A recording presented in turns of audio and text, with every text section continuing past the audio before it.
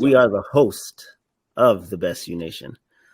So I always like to start off usually the same way and to be like, all right, Finn, how was your week? How has it been? I know that we had an issue with posting the last episode, so for whatever reason didn't post, and then we also took a little bit of time off for Easter since we're spending time with family.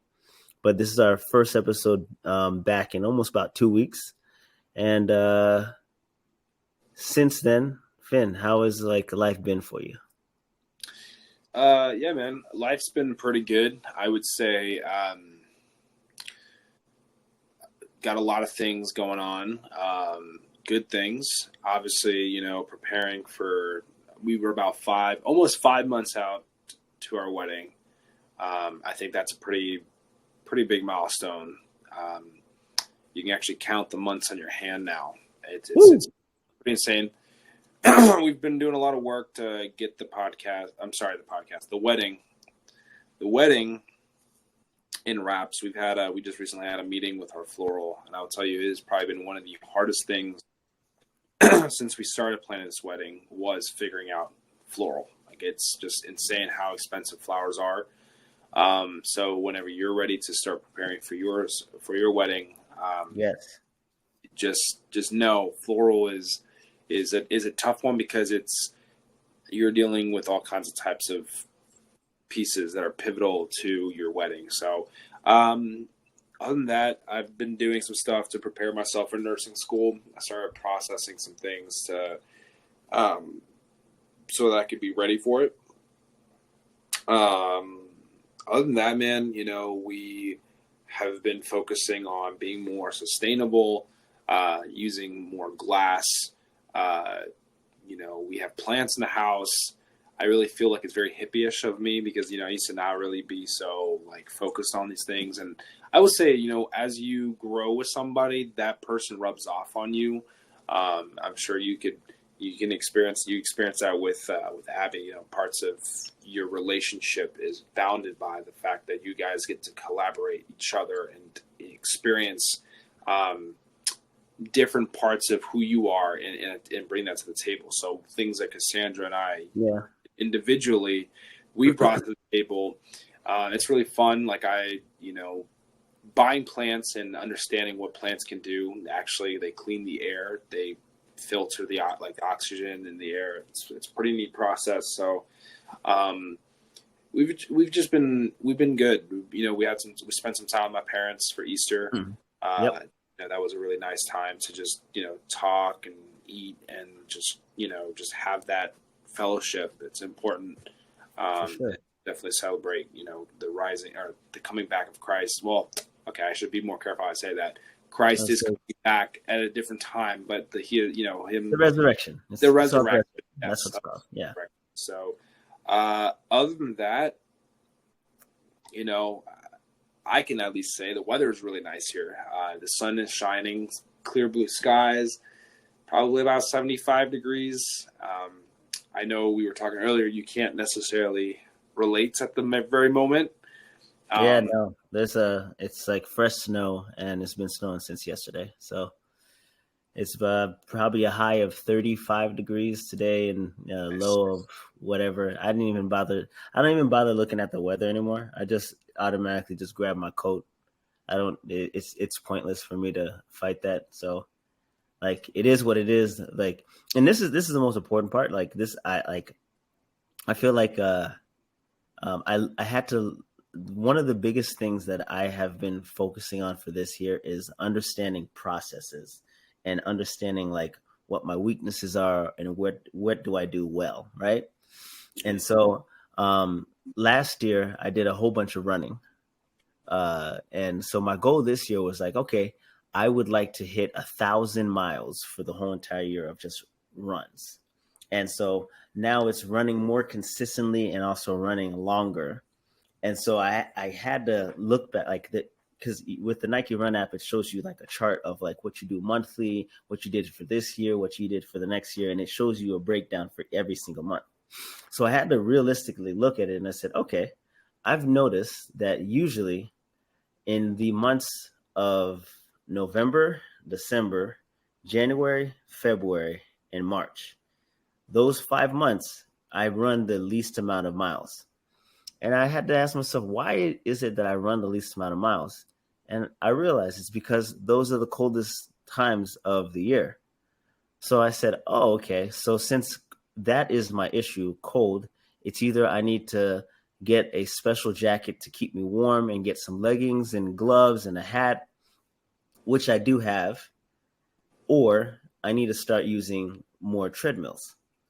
So I hate using treadmills. It's not my favorite, but I realized that in order for me to hit that goal, I'm going to have to start doing things that make me uncomfortable and things I don't want to do. So I started using the treadmill, and so far for the year, I've consistently been able to hit 10 or more every single week from January to now currently. So I'm on pace to technically double what I did last year, as long as I could stay consistent and barring injury or something like that. So, like I've become obsessed of finding different ways and looking at like, all right, here's the goal, this is the process. What are the next 3 to 5 steps that I can take in order to accomplish the goal, and then streamlining the process. That's like been like my like newfound obsession. And it's largely because I read this book called Your Next 5 Moves by Patrick Bet-David. He is amazing. If you like, have you ever heard of him before? Yeah, we've talked about him. There's sometimes He's on a Instagram. valuetainment. That's his thing on like YouTube. Yes.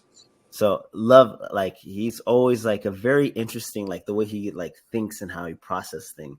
But he's like one of those guys I'm just like, okay, I want to learn how to pick his brain. Like he's so successful. I want to take a small fraction of his success and try to implement it in my life and try to see if I can duplicate it.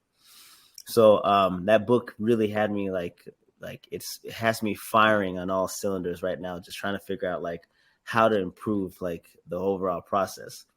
And I kind of actually wanted to touch on something you mentioned earlier. Like you're like uh, you know how like you switch to glass and you're being more conscious of your environment and stuff like that. And it's largely because when you get in a relationship with somebody, you kind of start to mirror or pick up their traits as well, which I had me thinking. And I was like, I had this funny, not like not so funny, not ha ha funny, but funny as in like look at the irony of it.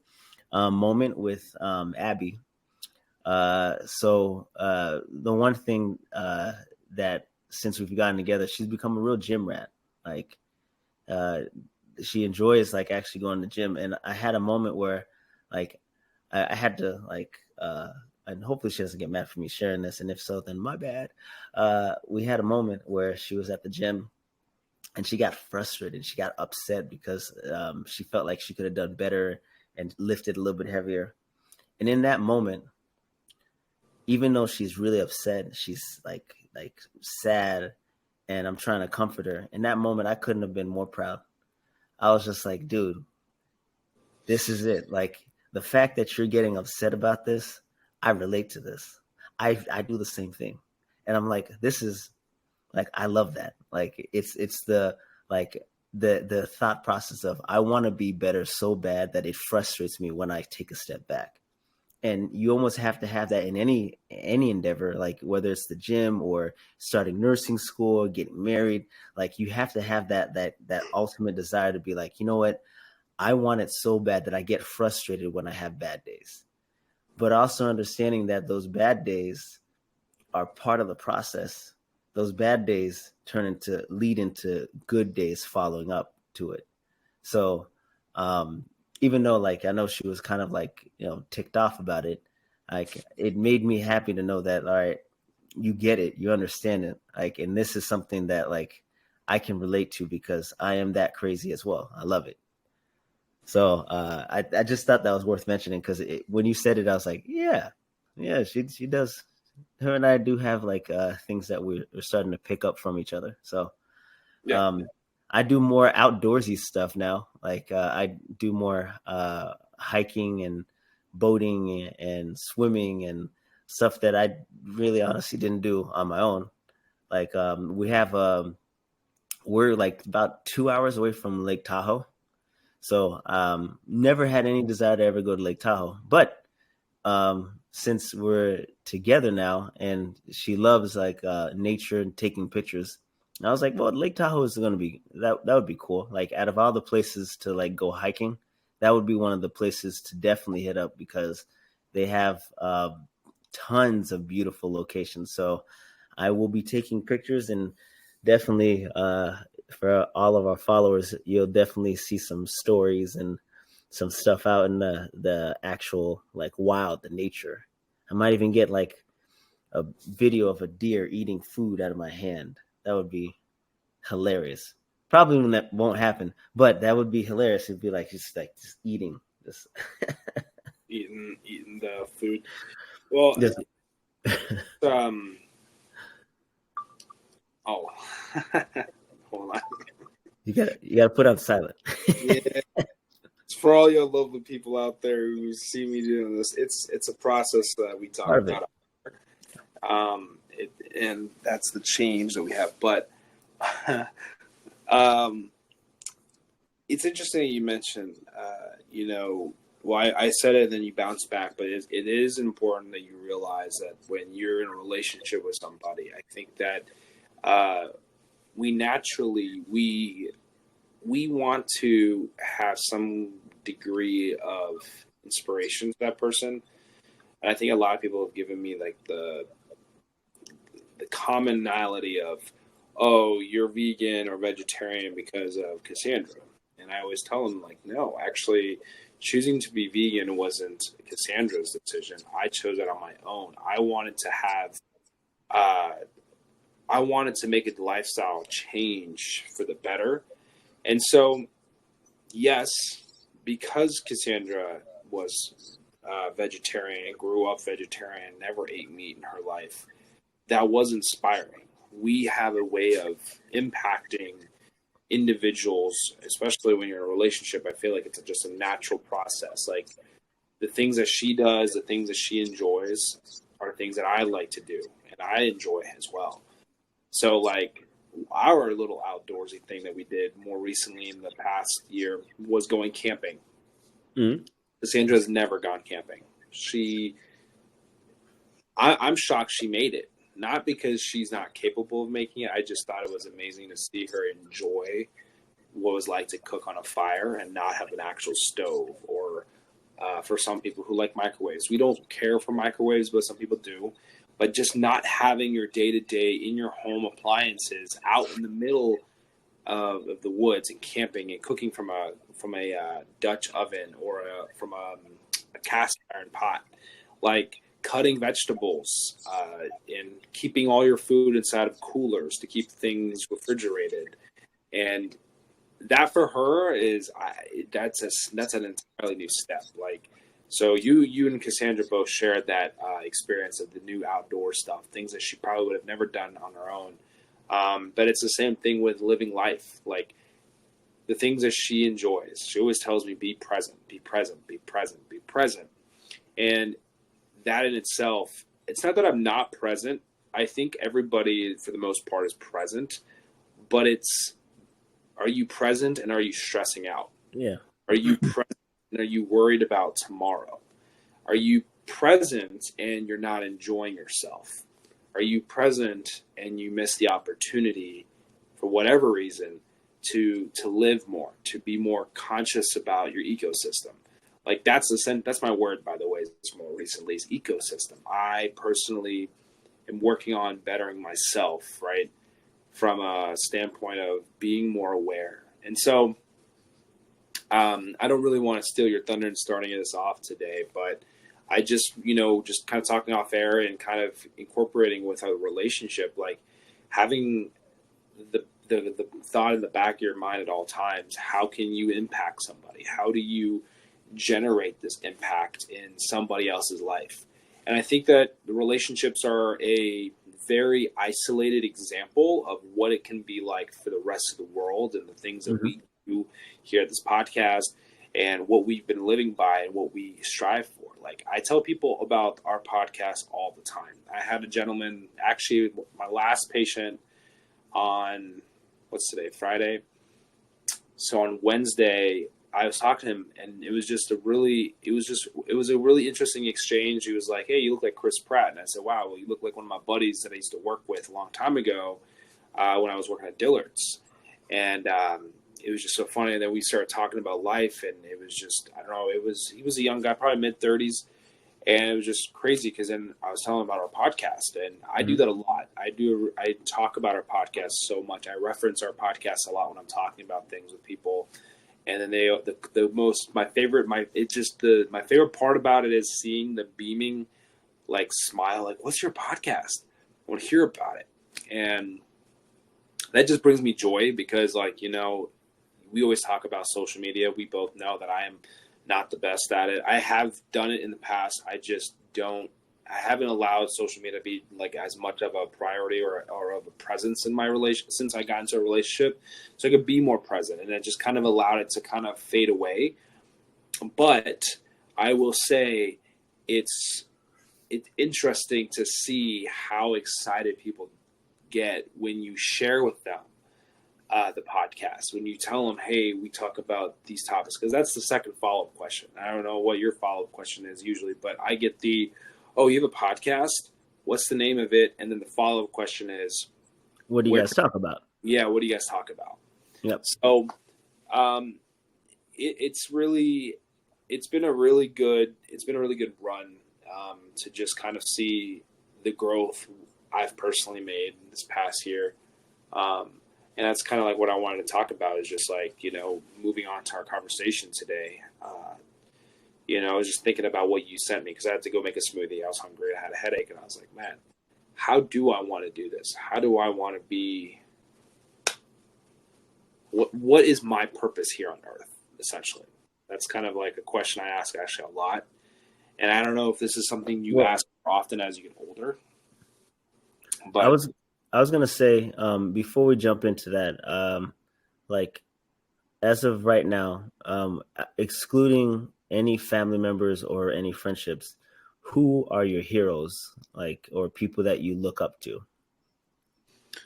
Like, you can name one, two, just whatever. Just who are like, okay, hey, this is interesting.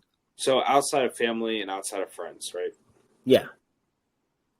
I know for you, a while you always reference Elon a lot, but I don't know if that still stands true or what that. He's an interesting guy. I will say my viewpoints. I feel like this is going to be the part that, like, I feel like over the last few years, my viewpoints on things have changed a little bit. Not in a bad way. You just start researching, you start understanding where people come from and what their standpoints are.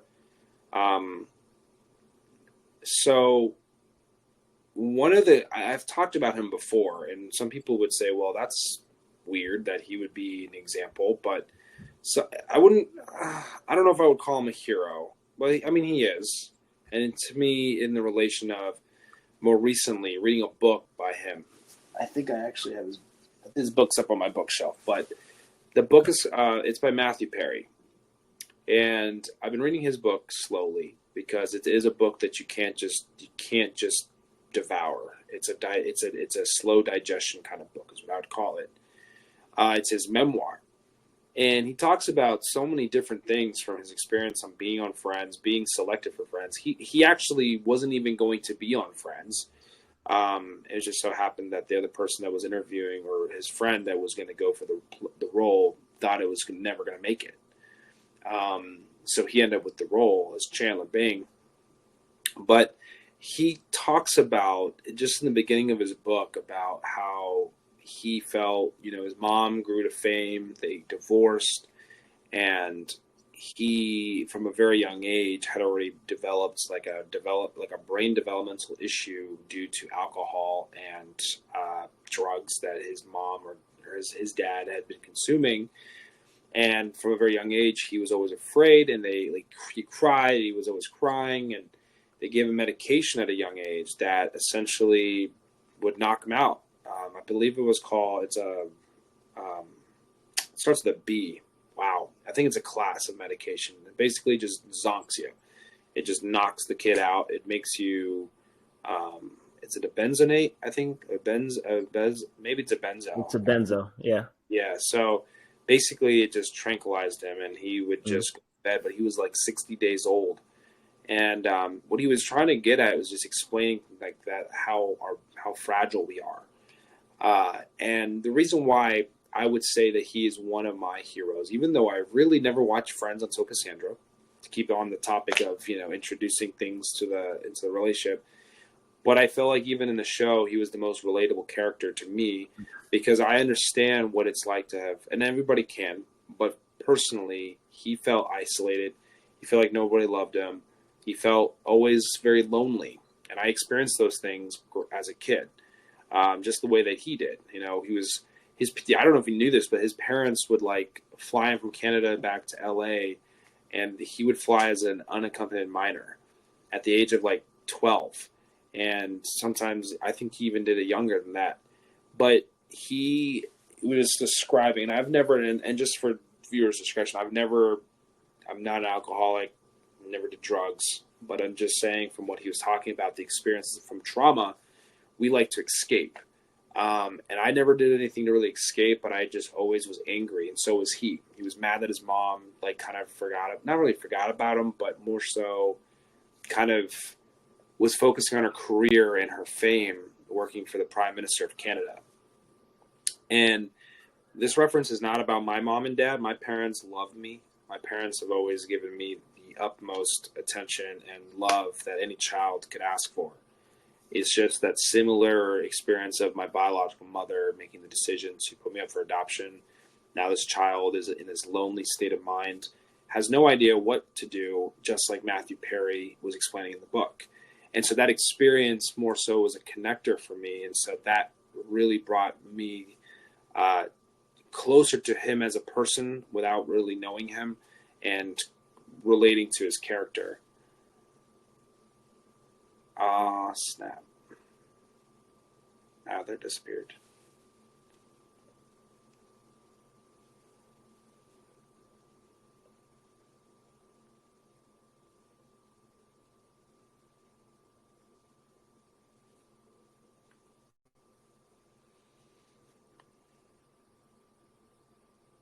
Sorry.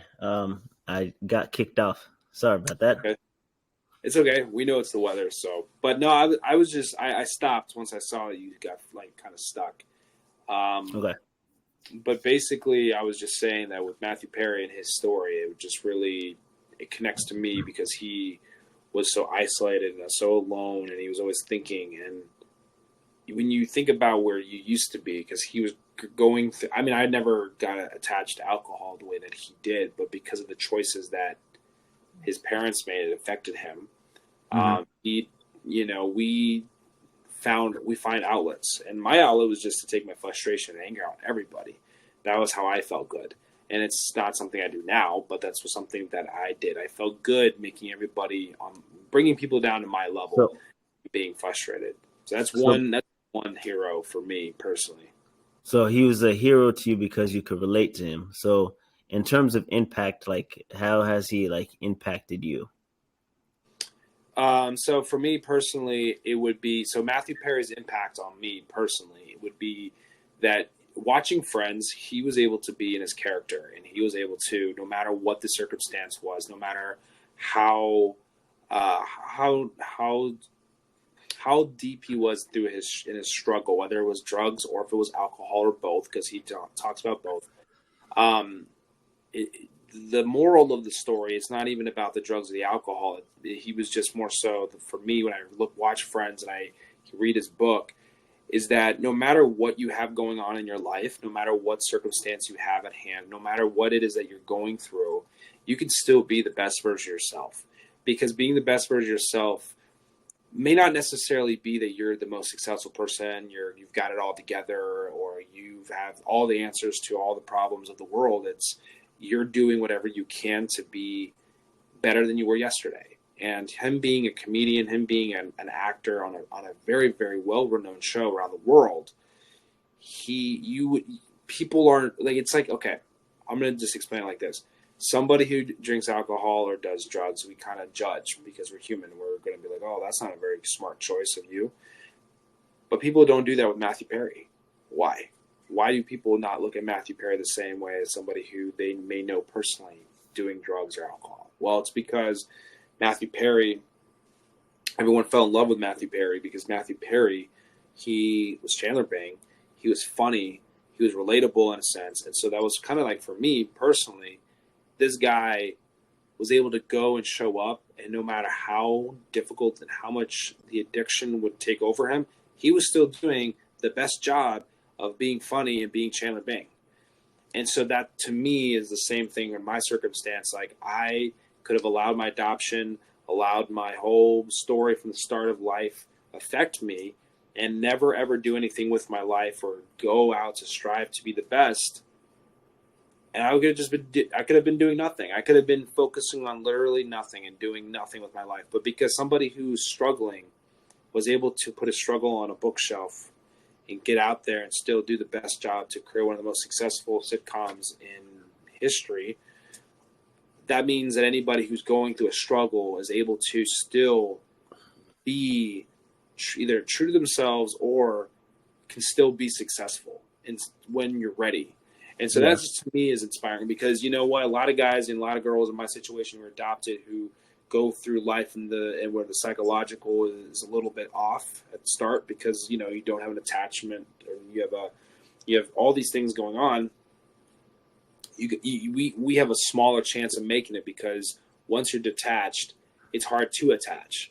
Yeah. And so that's why I feel like my story in itself personally is so unique because, you know, and everyone's story is unique, but my story personally is because I beat those odds. And his book makes sense. Yeah. It's not at all the same. My story is not at all the same as his. Like, my parents didn't send me on a plane, fly me from one place to another. You know, my parents didn't drug me as a kid, didn't give me medication to shut me up. Like, it was the fact that he had gone through a trauma and he was so afraid to talk to women. He would date for a small period of time, just like I did, and get afraid and scared that you may mess up, you're not worthy. So it was a lot of relatable pieces, but it's also just the fact that he is an actor, somebody who had so many people support him. Why can't we do that with people who do drugs and alcohol locally? Just like I had a patient the other day. It was a young girl, was doing her EKG. She was about 22. But just to give the reference point, she was a young girl she admitted, she's like, I'm making bad choices. And I said, well, it's never too late to start doing something today about that. And it was just the fact that she knew it might be causing her the problems that she was having that she came in for. And you just never know. Like, I could have been like, well, wow, you shouldn't be doing those kind of, you know, drugs. Or it's, well, the first step is recognizing it. And if people can fall in love or love Matthew Perry, even though he chose to do drugs and alcohol and still looked at him as Chandler Bing, then we should be able to look at people within our community and say, well, obviously some people are going to make bad choices. I'm not promoting drugs or alcohol. See, the most important thing is, like, we're all human and we all make mistakes. So, like, nobody's above, like, the human temptations, which I think that's kind of like what you're hitting on is, we're all human and we all face trials, tribulations, and we all get tempted with the same things, or we're susceptible to the same things. Correct. So we should, you know, approach each situation with a level of empathy that allows us to care for well, not for the patient, but for your fellow man, for your fellow human being, but then also be the best version of yourself. Exactly. So I definitely think that's huge. So in terms of impact, you'd say Matthew Perry impacted you because you could relate to him on so many different levels. And because of you can relate to the feeling lonely and not, you know, expressing your anger or your frustration and having it manifest itself in forms of, like, agitation or, you know, just almost active defiance. So now the last question I have now is just, like, knowing who Matthew Perry was or what he means to you currently, how does that create your impact for the world that you currently live in, and how do you want to impact it? Like, what do you want to be remembered as? Well, just like Matthew Perry would say, he says he doesn't want to be remembered for friends. He wanted to be remembered as Matthew Perry. I want to be remembered as Stephen Finn Foster. I want to be remembered as me for me. I don't want to be remembered for being a nurse. I don't want to be remembered as someone who did a podcast. Because at the end of the day, we all, no matter what our role is in the world, no matter what our job title is, we have a purpose. We have something that we are created to bring to the world we're in. This is a temporary place. I think a lot of times we forget that we're tested and we're given the opportunity to make an impact no matter where we are. You and I both can always agree on this, and it's something that I think is a great reason why we do our podcast, but we love helping people. I was, I always was under the impression that I would be doing something more along the lines of being a pilot, flying planes, maybe working on aircraft, you name it. And here I am, we're, going into nursing school in a few months, which is crazy to say. And then, of course, podcasts focus on, so many different topics that every man and woman should hear and listen to, which not just real quick, just as a side note, we've had more listening of men, by the way, as recently. I looked at this the other day. Yeah. I think in the last 30 days, we've had 70% of men listening to our show, which it's been a long time since I've seen a 30-day statistic showing on our podcast where mostly men are listening to our show, which says a lot. I think that's a big step. Obviously, ladies are always leading from the start of time, but it's just nice to see in the last 30 days, this time that I checked, that men are it's more saturated listening. Okay. It's a complete side note. Yeah. But when it comes back to what you're asking, which is a fantastic question, what I want to be able to do is kind of live out my life to help people the way that, not necessarily like, Matthew Perry's focus was on helping people with addiction and getting through like alcoholism. For me, I know there's a lot of people out there, and wherever I end up doing this, whether this is biological or with adoption or people who are adopted, is just being able to resonate love. Because at the end of the day, I didn't feel loved, but I was loved. I didn't know how to acknowledge that. And I think a lot of kids, a lot of young adults, a lot of adults, and a lot of elderly don't feel loved. And that feeling I can relate to. Just like Matthew Perry could probably relate to someone who's having a struggle with alcoholism. It's something we connect with. It makes it easier for people to listen to because it's like, wow, that guy went through that. He understands me. And that's something that as I get older, I want to be able to generate through being as a nurse, being able to make those connections. I do that now as an EMT, and I sit down and I talk to patients, I pray with patients, and I make those connections because they're going through a rough patch. They're there in the ER having a bad day. Maybe the call bell is going off and they're not getting an answer. Just bringing it into just as a work experience. And that's kind of the same experience that I have when I'm crying. When I was crying as a baby in an orphanage and no response came through. So that connection for me is as far as this career field and the legacy that I'll hold and the impact that I'll have on the world is to be more focused on how we can love each other more, especially since we live in a world now. I feel like everyone's really not loving anybody as much as we used to. So I want to really be a little spark in that aspect. And then also loving what God has created. God's created such an amazing environment for us that we are able to breathe the air that we breathe, look at the trees that he's planted, the sky, the ocean, all these things. So being more focused on helping people be aware of the surrounding, the ecosystem that we actually have, because we're doing a great job destroying it. And I'm not saying that I'm not a tree hugger kind of guy. I'm not trying to sound like one of those but I will say, I don't want to contraindicate what I said earlier. It's being more focused on being sustainable, having that mindset of how we can reuse and reduce things, and being mindful of what we have. Because there's other parts of the world right now that have nothing. There are people who are literally starving. People are trying to get food. You can't even it's crazy. Like looking at the news recently has been rough. And so what can we do So here?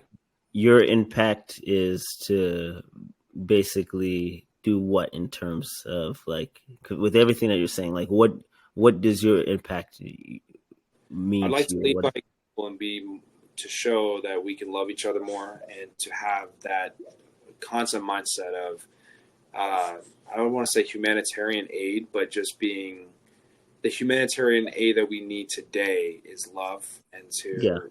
to have that empathy and to be considerate of people because we don't know what someone's going through. I think that part is really what I feel like my calling is to help people in that aspect and to lift people up and to bring people closer to God or to just to understand that no matter what your circumstance is that you can still have something and to be somebody in the world that we live in. So I don't know what the correct terminology is. I mean, I've been told a lot that my calling is to be an evangelist, which is one of the fivefold ministries. If you want to get, spiritual about it, um, you're constantly moving and you're constantly sharing the word of God, constantly sharing Jesus. So that's important. I think that's a big part of why I'm also in healthcare, being a vessel. Okay. So I Well, don't know if that is I the can. question. You know that answers it. Because I was just trying to more so because you listed a whole bunch of stuff, and I wanted to see if I can like get you to fine tune and be like, all right, this is my main focus. But I mean, what you said, it does make sense. Like, everybody wants to be at a point where they can generate an impact and be, like that, like you said, that brotherly love and like spread love and to spread that. I think that's important because we have a lack of love in a lot of things that we do. It's always like, oh, look at this person. They have this and I don't have this. And there's always like a greed, envy, and all that. Um, and just, I'd say for me, in terms of my impact that I would like to leave on the world, is I would like my presence to create. Okay, let me phrase this um, correctly. I want my presence to make people uncomfortable. And by uncomfortable, I mean to the point where you see or experience what I'm going through and what I'm doing, and you look at it and you say, all right, I think I can do the same thing. I want to do more and I want to do better. That's the impact that I want to leave on anyone that I meet is whether from dialogue or example or whatever it is, for them to be like, oh, you know what? I did speak to Adler once and I think I can do this better. I think I can, improve on this. And I think like, that's one of the biggest things to me that impact can generate. Because if you're able to teach somebody or have somebody start thinking in a different light that they weren't thinking prior to you, then that is where you can gauge your impact. That's why they always say like you can usually um, judge the impact of a person um, based off of when they're dead. Once they've passed, once they've moved on, you can see what lives were affected, what lives were touched, what lives were improved, what lives um, overall was it was better. And that's kind of like what I'm chasing after. I'm chasing after to a point where it's like, all right, hey, I know Adler, and because of him, I tried something different, and I'm overall better now because of it. Um, I think there's a quote. I'm trying to remember what it is. I'm pretty sure it was Gandhi, if I'm not mistaken. It's like, actually, I want to make sure I get it right. I think, Is the okay, be the change you want to see in this world? yes, if you want to change the world, be the change.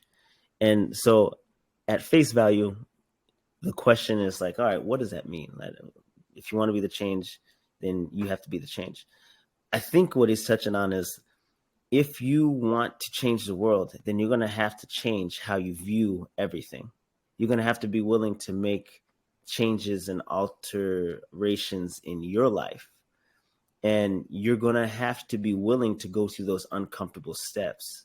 You're going to have to be willing to reinvent who you are and what you believe in your belief system, you're going to have to be willing to put forth that effort in order to change the world, because nobody's going to change unless you begin to start internalizing and seeing what can I change within myself first, and then that's what I can push out into the ethos. That's the ecosystem that I can push now, because now I'm focusing on self improving and I'm focusing on doing what I need to do to be an overall better person. And I think that's kind of where I'd like for my impact to come. I'd like to be able to be in a situation where people say, wow, I'm really happy that I met him. Because of him, I view things a little bit differently and I do things a little bit differently because of that.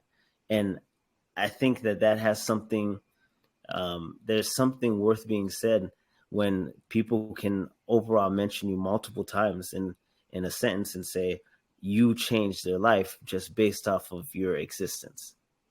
You don't actually go out and try to set a goal to change a specific person's life, but you go out and you do the best that you can to showcase to the world who you are, and that should lead to other people wanting to overall improve, overall be better. You know, that's like that's like one of the most prideful things that I get to experience is when I work at a spot. I'm a traveler. I'm only going to be there for 3 months. But if you get a chance to work at a spot for just long enough, then you get to see how you impacted those people just in that short 3 months. Because by the end of it, usually 9 times out of 10, I only have one assignment that I can think of where it didn't matter. But 9 times out of 10, I'm getting asked like, "Hey, will you resign? We enjoy having you here. We enjoy having you work for our facility because you're so positive, because you're so willing to help others." And that usually to me, it means something. Like being able to know that I walked through these doors as a stranger, but I walked out as a small part of your family. So in terms of impact, I just want to be able to know that, like, hey, overall, that I made things a little bit better or improve something for you. So that's kind of been like the one thing that I've been kind of like working on in terms of like new people and stuff like that. And I guess the last question I have, and then we can close out because I don't want to keep up too long. But when you're looking at like impact and success, would you say um, what would you classify as success just based off of impact? Like you would say that you're successful because of what? Well, first of all, I would say that impact does not require you to be um, rich. It doesn't require you to be old. I think that impact is measured differently by each person.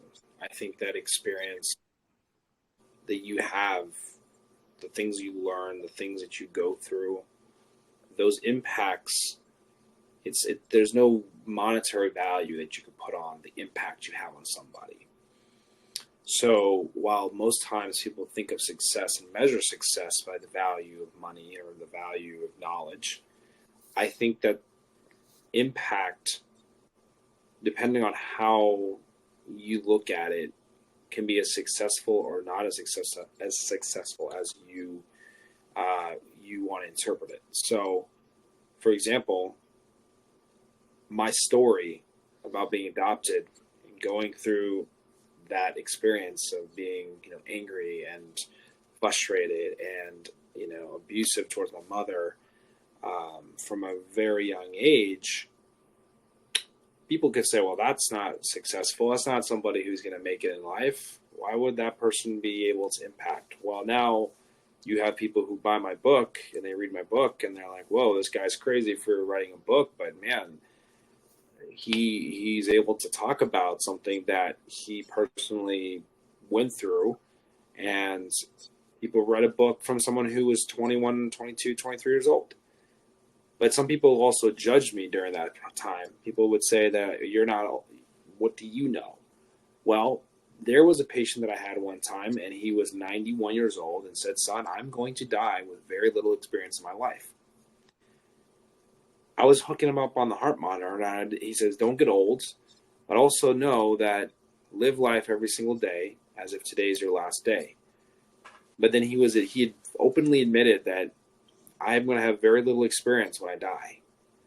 And a 91-year-old man saying that, we're so used to thinking someone who's 91, man, he's walked this earth, he's had so many experiences. What he was saying though was is that he didn't have to have he didn't have that many experiences in life, but most people assume that because they're old that they did. And I think that you could be successful at a very young age. Look at some of these business owners. Look at some of the best soccer players in the world. People always think, "Oh, he's 19 years old." Yeah. Okay, and if he was not a soccer player, you would just look at him as a kid. Yeah. So success is not determined by the people around you. I don't think that your impact that you have in the world is founded upon your success, because my success and your success are two different measurements. Well, Different parts. and I agree. I agree with you.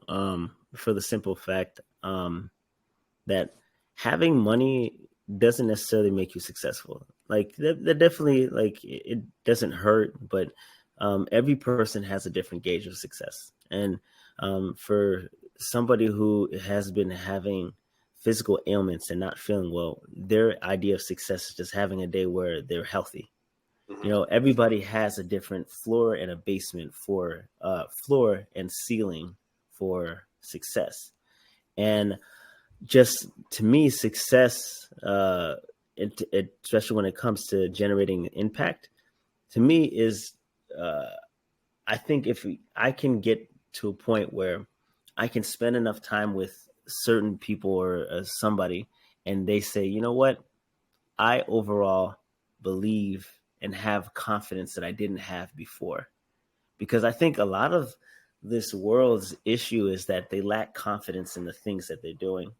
And to your point about your patient that's like 90 years old, the reason why you don't do or set out to do things in life is largely because you're either afraid of what people will think or you're afraid of failing. Mhm. And the truth is, I have failed a lot more than I have actually succeeded. But that doesn't make me a failure because I'm not defined by those failures. But what that makes me is somebody who is motivated, who's deterred, or not deterred, determined to experience some level of success against all of the odds, against no matter what is stacked up against you, finding a way to generate that level of like consistency, that success. Like I want to live in a way where people can look at my life and say, okay, that's one variation of how to live life. And because of he did it this way, I wouldn't mind trying it. And it doesn't necessarily have to be like, woohoo, look at me, but more so it's like if you can start thinking to yourself, hey, I didn't have this confidence before, but after spending time and speaking to me, now you start to develop a confidence within yourself. Like that is kind of how I gauge like impact. I get engaged like, or that's how I gauge like success, because now that person who never thought about doing like like I've had people, friends that I've talked to and said, hey, maybe try for that job promotion. And they try for it and they're like, you know what, I'm probably not going to get it anyway. But you don't know that. So put yourself out there. You miss 100% of the shots that you never take. And then all of a sudden, they put themselves out there. And then now they're an assistant manager or moving up the food chain because they actually took the advice. And then they want, like, you're now able to show them that there is more than what you're currently doing. Like that's, to me, is the best gauge of success, is realizing that after you finish speaking to somebody that there's more to life, there's layers to this. and we can change. We can overall become better. Right. So that to me is like how I gauge success personally. I'm going to share two very different experiences, real quick, just to kind of top it off, because just what you were saying kind of brought me to thinking. Number one, I've had many students, EMT students, who come into the ER. They want to, get feel for the ER, whether it's their first or second or third clinical. And I always ask them at the end of their clinical, I would say, so what is it that you want to do after your clinical today? Like, are you wanting to go ER or, work in the fire department? And how badly do you want to be an EMT? And the student will tell me, or sometimes I've had 3 or 4 at one time, in the mornings, the afternoon. And it's so funny because when at the end I tell them, well, I've taken the national exam 4 times. I don't think I've ever openly talked about how many times I've taken that exam, but you get 6 tries before you have to take the entire EMT class over again. Correct. So you take it 1 time, 2 times, 3 times. Then you then you have to take a remedial course, and then you get 3 more tries. Yes, I am that EMT that had to go through the test 4 different times. But just like you, I failed it more times than I passed the test. But because I was able to understand the concepts and the knowledge, I was able to turn out to be a pretty well-knowledged and very equipped EMT that I'm confident with how I do my job, that I am able to teach other students who are pursuing the dream of becoming an EMT. The reason I share that is I tell my students this exactly. You get a choice in how you look at me. I was here today to help you learn, grow, and become an EMT, but you never knew that I took a test 4 times. You didn't know that I took the national exam 4 different times and was disappointed. I was frustrated. I was discouraged. And I told you about this because you kept telling me, well, here's what you're going to do. You're going to focus on these questions. This is what you need to do. I took your advice and I passed my exam. But it's not just because I listened, but I also had to apply myself. Yeah. So the question that or the thing that I tell the students is you get to choose if you look at me as the EMT that is just dumb, which I'm not dumb, but just wasn't smart enough to get through the test, or you look at me as the EMT that didn't give up, took that test again, paid hundreds of dollars to take these tests and buy all these extra books and study reviews. That was one experience that I thought of when you said that. And students, their jaws drop because they're like, what? That's crazy. I'm like, yeah, no, seriously, the whole 9 hours you're here with me, you had an EMT who had to take a test 4 times. So they're like, that's crazy. You're brilliant. You're a smart guy. Well, thank you. But that's because I had to work my butt off to get here, and I had to fail more times than I passed that exam.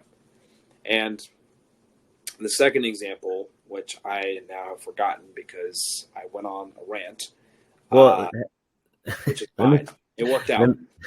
Let me close this out. I'll close out by saying a lot of being successful has a lot more to do with not allowing yourself to give up, holding true to what your calling is and holding tight to that vision and not allowing anything to deter you or keep you from it.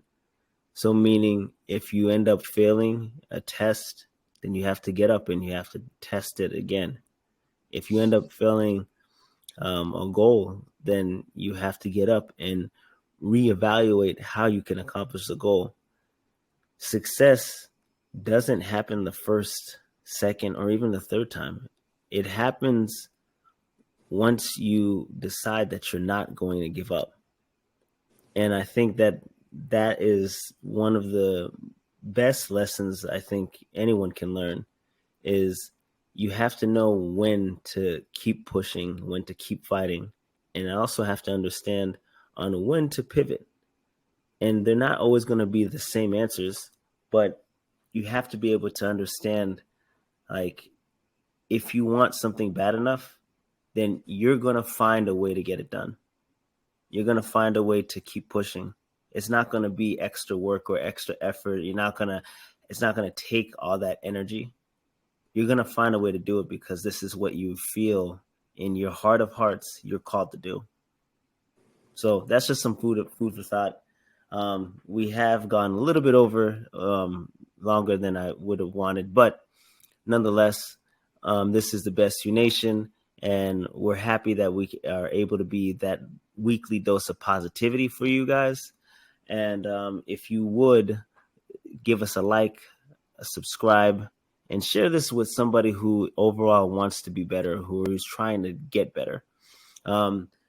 Check us out on our multiple different social media platforms. We are on Instagram at the Best You Nation. My personal Instagram is 24 hours in a day. So definitely check that out.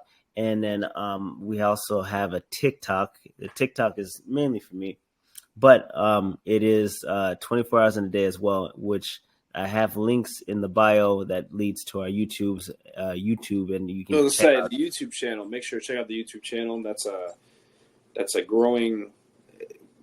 I think it's going to be great. I know per our conversation earlier, we're going to just keep pushing and keep pushing and keep pushing and keep pushing. For sure. Make sure to subscribe. I say one thing on the YouTube thing: if you're going to smash that notification bell, it's not for us; it's for you. I tell people this all the time: like, hey, make sure to follow us. It's not because we're not getting anything out of a follow. What we believe is that if you're going to be consistent about your growth, you being notified and getting those annoying notifications is actually kind of like when you're like, oh man, I got to go do this. Oh, I got to go do this. You just know. So if you smash that notification bell on any of those podcast platforms, it's for your growth, your reminder, your stepping stones to be successful. So just wanted to throw that out there. Food for thought. So definitely take a look at those social media platforms. Reach out to us. Let us know if you agree with us, you like what we said, or whatever. We're always up for a healthy debate. That being said, this is the Best You Nation. We love you. We appreciate you. And take care. We're out.